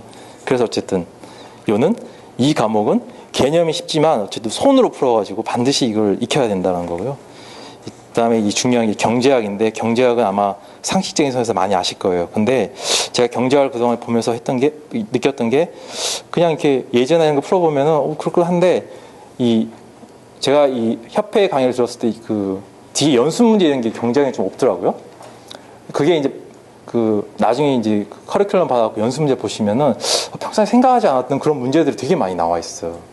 이런 게 있나? 그러면서 제가 시험을 한 2주 앞두고 정리를 하면서 연습 문제를 또 넘겼는데 이상한 문제들이 많더라고요. 이런 문제들이 있구나라고 이제 느꼈던 거죠. 왜냐하면 저는 경제에 자신이 있었기 때문에 별로 공부를 안 했는데 연습 문제로 보니까 스타일이 좀 달라요. 이상하다, 이런 게 있구나라고 했는데 시험장에 갔는데 이코노믹스에서 그런 문제가 나왔어요. 약간 응용된 문제, 평상시 안 나오는 스타일로 문제가 나중에 이제 IPS 보시면은, 세트를 보시면은 기존의 문제가 좀 다른 방향으로 경제학이 좀 나와 있어요. 그래서 저는 다행이다 생각하고 이게 풀었죠. 근데 보니까 나중에 점수 나온 거 보니까 이게 되게 높은 점수 나왔더라고요. 영어를 쓸 때. 이 두 과목이 이제 저를 살린 거죠. 그 다음에 이제 대안투자하고 아마 위험관리 이런 게 있는데, 이건 아마 저는 개인적으로 이 두 과목이 되게 힘들어요. 이 위험관리라고 하는 리스크 매니지먼트는 평상시에 우리 한국 사람들이 뭐 연습을 많이 하니까 퀴즈 풀지 많이 푸시면은 특별히 제가 볼 때는 어려움이 없을 것 같은데, 이 대안투자는 저는 말씀하신 대로 2차를 제대로 안 했는지 볼 때마다 잘 모르겠더라고요. 알 듯 말 듯 이해는 되는데 막상 시험에 나오면 이거 어떻게 풀어야 지, 이런 생각이 들었는데 역시나 시험에 나왔는데 아이까리 하더라고요. 여기 아마도 원인은 제 생각에는 2차를 잘 안 해서 그런지, 아니면 3차의 어떤 커리어에 대한 개념이 좀 없어서 그런지 저한테는 개인적으로 조금 이게 과목이 힘들었어요. 시험에 나옵니다. 똑같이 18점으로 나옵니다. 그러니까 이것도 좀 준비를 하셔야, 그런 식으로 좀 자기한테 부족한 거는 아마 충분히 좀 공부를 하시는 게, 지금 이 시간에 하시는 게 나중에 정리하실 때 마음이 편하지 않으실까. 그 다음에 제가 개인적으로 이 CFA 시험을 보면서 느꼈던 그 난이도를 보면 2차 시험이 개인적으로 제일 어렵고요. 3차 시험은 중간 정도 되는 것 같고, 1차 시험은 좀 그러니까 제 개인적으로 2차가 제일 힘들었어요. 그러니까 그 힘든 시험을 합격하신 거니까 충분히 제가 볼 땐 실력은 되시니까 지금부터 계획을 잘 세우셔서 하시면은, 제가 볼 때는 이 CFA 시험이라고 하는 거는 여러 가지 말도 많고 저처럼 이제 빨리 해야 된다는 얘기를 하지만, 본인이 충분히 그 개념을 좀 가지고 차근차근 준비해 가시면은 그렇게 어려운 시험은 아니다 라는 얘기를 좀 들을 수 있을 것 같고요. 3차 시험을 이번에 다시 보면서 느꼈던 거는, 이 주관식 문제는 이렇게 어려운 문제라기보다는 개념 위주로, 그 다음에 대표적인 예제 위주로 딱 내가지고 얘가 도대체 문제를 잘 알고 나왔는데 테스트를 하는 것 같아요. 대표적으로 뭐 데리버티브라든지 픽스 등 이런 것들이 예제를 보면 나오는 예제거든요. 근데 그걸 이제 손으로 풀어갖고 증명하는 형식이에요. 그러니까 그거는 퀴즈로 풀면은 당연히 맞추는 건데, 그걸 본으로 막 써갖고 막 증명해야 되니까 힘든 점이 좀 있었어요. 그러니까 보니까 크레딧에서 보니까 저는 나름대로 썼는데 한 50줄에 50 아니면 중간에 있더라고요. 평가가. 그런 걸로 봐서는 아마 뭔가 답안을 작성하면서 좀 문제가 있었지 않았나 생각이 좀 들고요. 그러니까 주관식은 개념 위주로 나오고 쉽게 나오지만 그걸 연습하는 문제를 하지 않으면은 좋은 점수를 받기 힘들다. 그리고 이제 뒤에 아이템 세트 같은 경우에는 보면은 잘 풀려요. 잘 풀리는데 제가 나중에 보니까 함정에 많이 걸렸나 봐요. 점수가 좀 안 좋아요. 몇 과목 있었으면. 그 얘기는 곧 아마도 그냥 딱 바로 풀어서 나온다기보다는 한 번 더 이렇게 고민해야 될 그런 문제들이 아이템 한 6개 문제 중에 한두 문제는 꼭 그렇게 있나 봐요. 그러니까 그런 거를 그런 함정에 안 빠지시려면은 아이템 세트 같은 거 많이 풀어보셔야 될 것 같아요. 그래서 주로 이런 거에 많이 이렇게 하는구나. 그래서 오답 노트 만드시고 그렇게 하시면은 한국인들이 뭐 아이템 세트 워낙 잘 보니까요. 그건 문제 없을 것 같습니다. 그런 문제가 좀 있고요. 그 다음에 이제 이거는 마지막에 이제 제가 아마도 질문 안 하실 것 같아서 스스로 만들어 본 Q&A인데요. 커리큘럼부 꼭 봐야 합니까? 예, 보셔야 합니다. 그다음 요약은 반드시 읽어보셔야 되고요. 요약 내용이 이해가 안 되시면 그 내용을 찾아서 읽어보시길 권유하겠습니다. 즉, 먼저 처음부터 읽으면 정석이고요. 그게 안 되면 리딩북하고 리뷰를 많이 보시고, 충분히 이해가 됐다 생각하면 연습 문제를 요약을 보시고, 요약을 보다 보면 자기가 잘 모르는 내용이 나와요. 그건 곧 리딩이나 리뷰에 안 나왔다는 얘기거든요. 그럼 그 부분을 찾아서 읽어보시고, 그 다음에 연습 문제를 반드시 풀어보셔야 됩니다. 그게 바로 본인의 마음을 편안하게 가져가는 서브 노트는 말씀드렸죠. 시간이 많으면 만드시고 정 없으시면 리딩북하고 리뷰북을 활용하셔가지고 최대한 많이 보는, 그 시간에 많이 보는, 저는 그랬어요. 그 시간에 내가 한 번 더 보겠다. 공부할 시간이 워낙 없어가지고. 스터디 어떻게 해야 합니까? 제 생각에는 하시면 도움 될 것 같아요. 근데 저는 안 했어요. 근데 왜 추천하냐면은 보니까 이 방향성도 잘 모르겠고 자기가 제대로 이게 하고 있는지 잘 모르는 상태인데다가 진도도 잘 못 나가요, 혼자 하면은. 그런 거를 같이 모이면은 스스로 이렇게 격려하면서 일정한 그 진도를 맞출 수 있지 않을까라는 측면에서 제가 그런 추천을 하는 거고요. 성향상 저처럼 이렇게 혼자서 이렇게 인터넷 보고 하는 거 좋아하시면은 혼자 하셔도 크게 무리는 없을 것 같습니다. 시험 전 휴가 꼭 써야 합니다. 이건 제가 볼 때는 꼭 써야 할 것 같고요. 5월이 가장 중요하다. 그러면서 요약 한번 본인이 쭉 한 번씩 과목 전체를 한번 이렇게 요약하는 그런 시간을 반드시 가졌으면 좋겠고요. 그 다음에 시험 당일날은 어떠냐. 이게 사실은 먼 얘기죠. 1년 뒤 얘기인데, 잠깐 말씀드리면, 제가 킨텍스에 2번 시험을 봤는데, 그 장시간이잖아요. 하루 종일. 근데 되게 긴장되거든요. 보셔서 아시잖아요. 그럴 때 이제 뭐, 껌이라든지, 초콜릿 이거 들고 들어와서, 원래는 보니까 들어갈 수 있도록 돼 있더라고요. 밑에 놓고 이렇게 씹으시면서 하시면은 괜찮을 것 같고요. 그 다음에 제가 볼 때는 시험 당일날 가장 중요한 거는 자신감입니다. 떨어지면 어때? 난 열심히 했어. 나는 정말 열심히 했어. 그러니까 떨어져도 괜찮아. 다만 내가 알고 있는 건 다 풀겠다. 이런 마음으로 정말 자신감을 갖고 그런 태도를 가져야 문제가 보여요. 문제가 안 읽혀요. 긴장하게 되면. 근데 정말 내가 자신감을 갖고 하면은 문제가 보여요. 문제가 보이니까 답을 풀 수가 있어요. 그리고 이제 자동적으로 머릿속에 이게 나름대로 정리된 틀이 있기 때문에 모르는 문제도 읽다 보면 이렇게 하면 되겠구나 쓰면 돼요. 그러면 제가 보니까 나중에 점수 받은 거 보니까 그런 문제는 점수가 높게 나왔더라고요.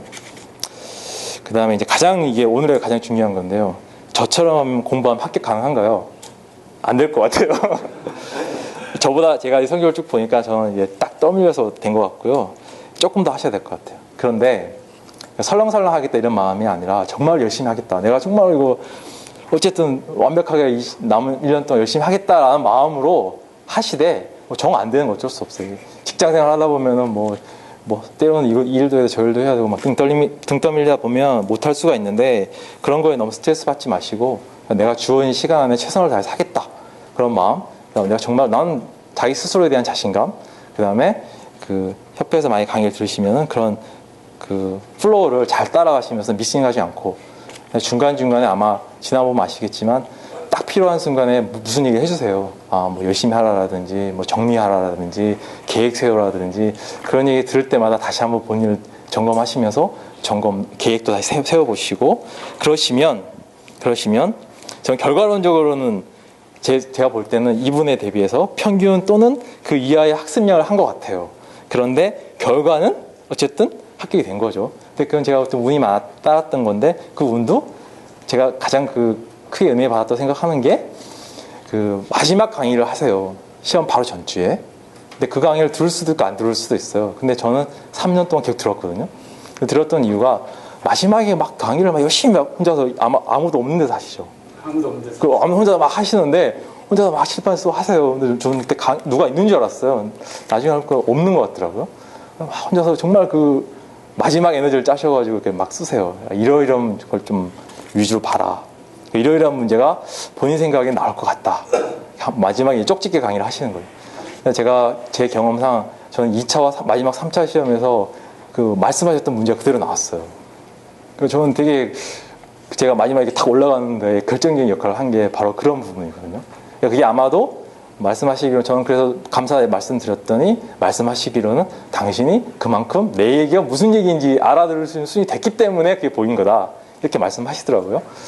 그러니까 이제 그런 마지막에 그런 어떤 강의까지도 놓치지 마시고 내가 뭐 이거에 되겠어 이런 생각이 아니라 끝까지 마지막까지 끊어 놓지 마시고 시험 당일날 그날까지도 이렇게 열심히 하시면은 제 생각에는 그렇게 뭐 어렵거나 그런 시험은 아니라고 생각이 됩니다. 조금 제가 길어지긴 했는데요. 아무튼 제가 준비한 거 여기까지고요. 그다음에 아마도 여러분들이 제가 이제 처음에 기대했던 이 자리를 빌어서 기대했던 게 이런 후기를 제 말씀을 통해서 뭐 나도 열심히 하면 되겠네라고 하는 나름대로 자신감. 그다음에 또 혹시나 또 이 중에서 한두 가지 팁을 얻어서 내년에 이 즐거운 마음으로 학교의 기쁨을 누릴 때 이 자리가 되게 좀 나름대로 유용했다라고 하신다면, 그런데 제가 좀이라도 도움이 됐다 그러면은 제가 오늘 이 자리에 쓴 게 되게 보람될 것 같아요. 이상입니다. 감사합니다.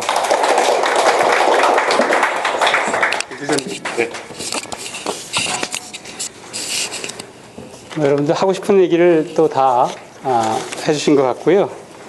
그래서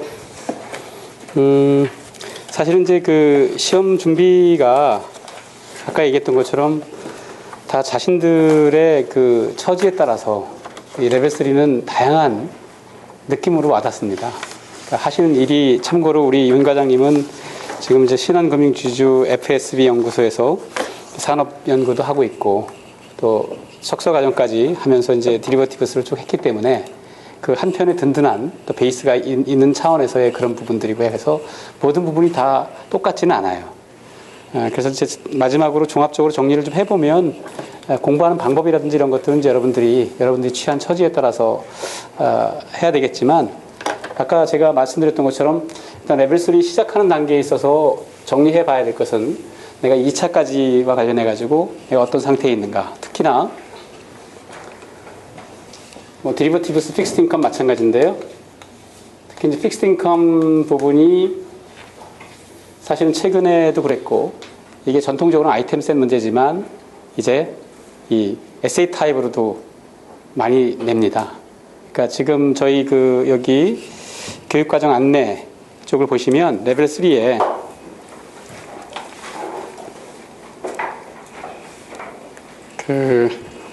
우리 보자. 33페이지를 한번 보세요. 이 33페이지를 보시면 오전 오후에 과목들이 이렇게 웨이트와 함께 나와 있잖아요. 근데 이거는 최근에는 이게 참고사항에 불과해요. 그러니까 과거에는 이런 패턴으로 해가지고 이렇게 문제가 오전은 에세이 타입이고 오후는 아이템 셋인데 이렇게 돼 있지만, 최근에는 인디비주얼, 프라이빗 웰스 매니지먼트도 이제 오후 쪽에 아이템 셋으로 구성이 되는 문제들이 나옵니다. 그리고 전통적으로 디리버티브스나 픽스드 인컴 같은 것들, 픽스드 인컴은 예전에도 이제 에세이 타입으로 많이 나왔지만 그게 아이템 셋과 에세이 타입으로 또 하고, 그러니까 어떤 과목이 어떤 형식으로 나온다라고 하는 것은 이제 경계가 우리가 IPS 작성하는 몇 가지 핵심적인 것들을 제외하고는 이제 그 경계선이 무너졌어요. 그래서 어떤 타입으로 나올 것이다라고 하는 것을 사전에 추정을 해가지고 공부하는 건 대단히 위험합니다. 그래서 제일 중요한 것은 픽스드 인컴과 디리버티브스, 이 부분은 다시 한번 본인이 그 정리한 수준을 검토를 해보고, 이게 이 세밀하게 딱 베이스가 안 돼 있으면 이건 모래 위에 송삭이에요. 지금 이제 시간이 많이 경과가 돼가지고 간단하게만 저희 이 교육센터, CFA 한국협회 교육센터는 CFA 한국협회에서 운영하고 있는 교육센터다 하는 말씀을 드리고요. 그 다음에 한 가지 이제 변화되는 부분, 작년하고 저희 그 교육과정에서 변화되는 부분은 그 디리버티브스에서 지금 35페이지군요. 34페이지에 걸쳐 있는 부분인데, 거기 그 디리버티브스가 우리 그 강의하시는 분이 그 가톨릭 대학교에 있는 전인태 교수님이 이제 레벨 2에서도 그렇고 레벨 3에서도 그렇고 저희 그 파생 상품 강의를 맡아주시기로 하셨습니다. 이분은 금융수학을 전공하시는 분인데, 사실은 이제 금융수학 쪽에 한국에서 가장 권위가 있는 분이세요. 그래서 이 디리버티브스나 이런 것도 아주 쉽게 잘 설명하시고, 지금 이제 고려대학교 파이낸스 MBA 쪽에서도 상당히 오랫동안 금융수학을 강의를 하시면서 또 본인의 제자들을 사실은 이제 이렇게 이 채권 평가나 이런 쪽으로 해마다 5명씩 취업을 시키시는 아주 이쪽 분야에 있어서 아주 대단하신 분입니다. 제가 그 고대에 강의를 나가면서 2년으로 해가지고 3고 초리를 해서 이 디리버티브스를 맡아달라고 말씀을 드렸는데, 그런 쪽에 강사진의 변화가 약간 있고요.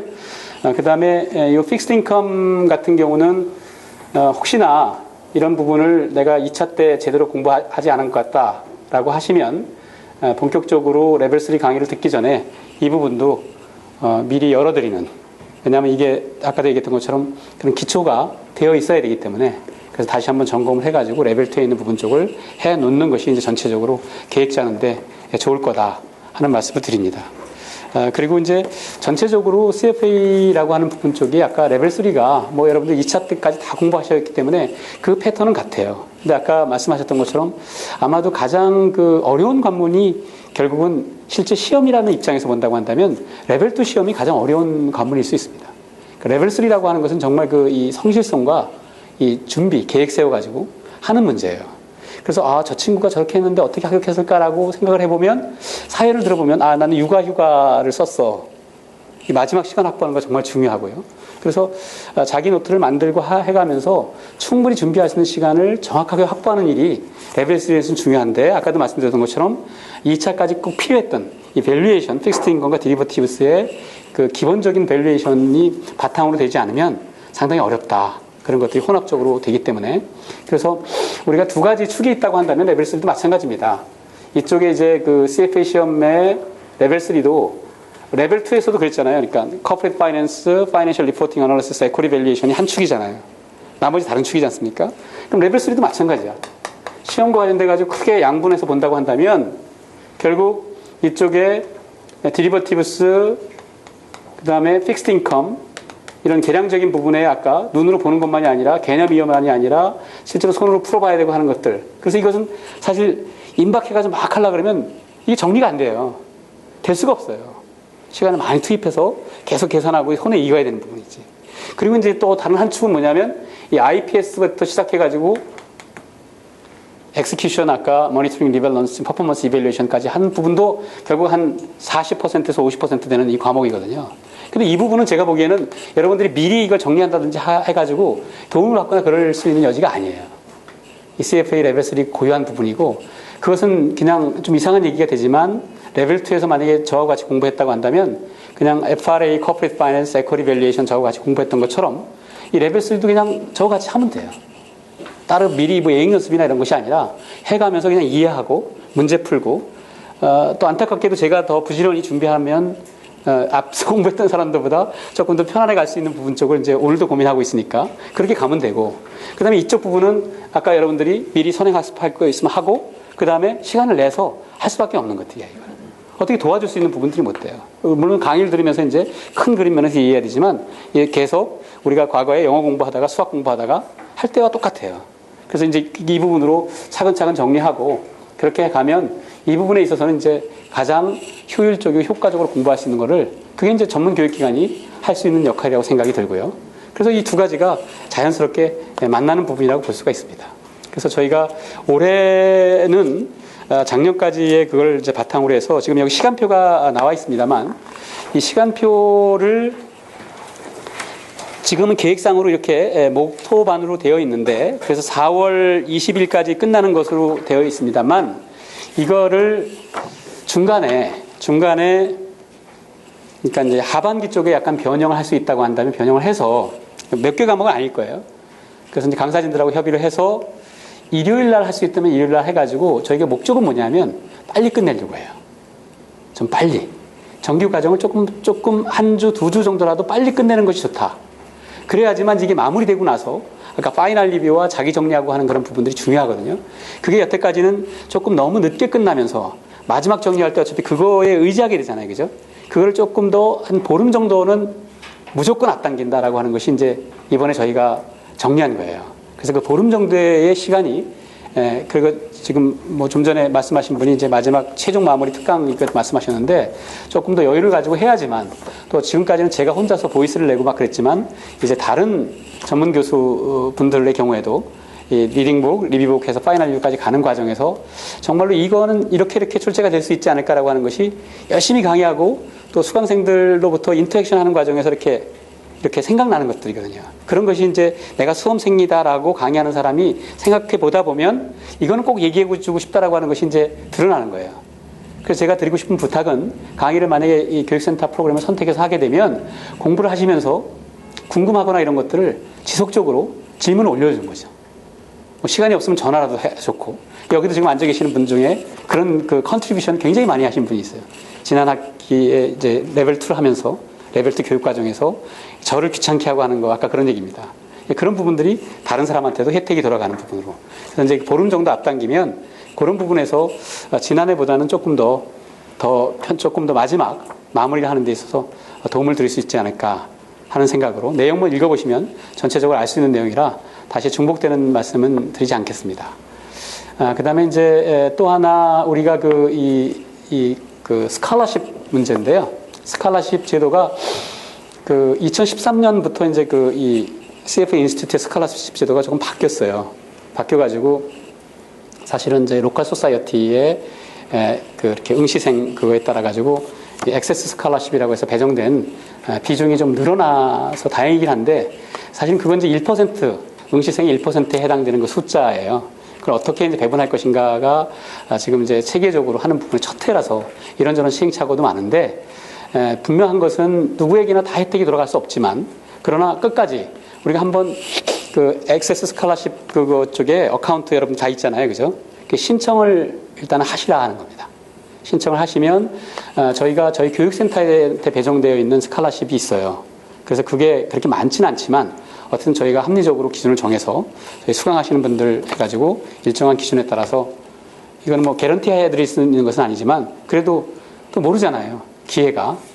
그래서 기존에 있던 것들 해가지고 사실은 이 부분은 이제 직장에 다니시고 충분히 나중에 그 교육비나 이런 것들 리펀드 받으실 수 있는 분들은 지금 이제 형편이 어려운 사람한테 양보해야 되는 것이기도 하긴 하지만 어쨌든 내가 궁극적으로 그 스칼라십을 원한다, 필요로 한다라고 한다면 어쨌든 신청하는 것이 맞을 것 같다. 그래서 여러분들이 스칼라십을 이번 주말까지라도 신청을 하셔서 그래서 그 절차를 밟아가지고 하시기 바랍니다. 그래서 그러면 저희가 뭐 하여튼 최선의 기준으로 해가지고 합당하신 분한테 스칼라십을 드릴 수 있는 그런 것들을 또 하겠습니다. 시간이 좀 초과가 됐는데요. 그래서 뭐 어찌됐건 제가 말씀드리고 싶은 것은 이제는 예전하고 달라져가지고 레벨 3에 임하는 자세들도 좀 많이 있고요. 아까도 많이 얘기했지만 이게 오래 끌면은 시험은 어차피 시험이니까 오래 끌면은 별로 좋지 않습니다. 그래서 그 초등학교 입학할 때 시작했다가 초등학교 졸업할 때까지 끝나도 다행인 그런 것을 만들면 안 되고요. 지금 이제 전 세계적으로 사실은 전부 이 소위 알파를 추구하는 것이 아니라 이 베이타를 추구하는 것으로 안전을 추구하는 것으로 이렇게 세상이 변화된 것 같지만 또 거기서 뭐가 싹트고 있냐 하면 또한 새로운 알파를 기대하는 진정한 금융 전문가를 기대하고 있는 것이 또한 그 물밑에서의 흐름일 거예요.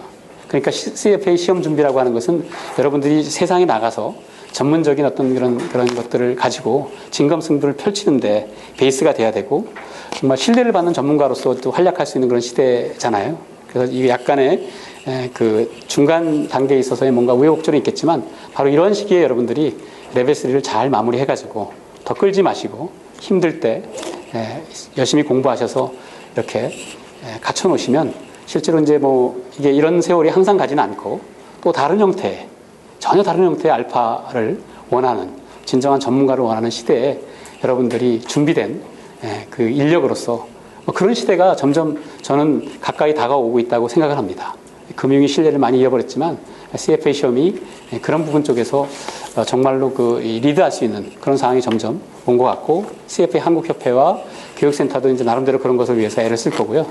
그리고 시험 준비와 관련해 가지고도 저희가 가지고 있는 목표는 어찌됐건 합격을 위해서 이 과정에 들어왔기 때문에 합격을 위한 노력을 이제 많이 하겠다 하는 거고 또 레벨 3와 관련돼 가지고는 온라인으로 들을 수도 있고 형편에 따라서 이제 어쩔 수 없이 그렇게 할 수 있으면 그렇게 하는데 형편이 된다면 오프라인 수업을 저희가 장려한다. 그것은 이제 스타디를 구성하는 쪽에도 그렇고요. 또 이 레벨 3까지 왔을 때의 이 오프라인 수업에서의 네트워킹이라고 하는 것이 정말로 소중한 부분으로 이어져요. 우리가 이제 3차 합격하고 정말로 이제 진짜 네트워킹의 시대로 지나가는 거잖아요. 그죠? 우리가 여기 협회에서 여러분들이 나중에 합격하고 나서 볼런티어로 일한다든지 할 때도 그렇고 그래서 이 웬만한 국내의 유명 MBA 제가 강의도 많이 나가고 합니다만 그런 MBA 그거에 못지않게 이 교육센터 레벨 3 쪽에 오프라인 이 프로그램과 관련해 가지고는 그런 네트워킹이 충분히 여러분들 레벨 2를 합격하시는 퀄리피케이션이 굉장히 높기 때문에 자연스럽게 서로 간에 이렇게 주고받는 유대가 굉장히 크고 한국협회에 있는 임원진들이라든지 이런 분들을 중간중간에 또 같이 할 수 있는 시간으로 해서 그런 네트워킹 할 수 있는 걸 저희가 지원할 거니까 그런 부분들도 염두에 두시기 바랍니다. 오늘 공식적인 설명회는 이것으로 마치겠습니다. 여러분 수고했습니다.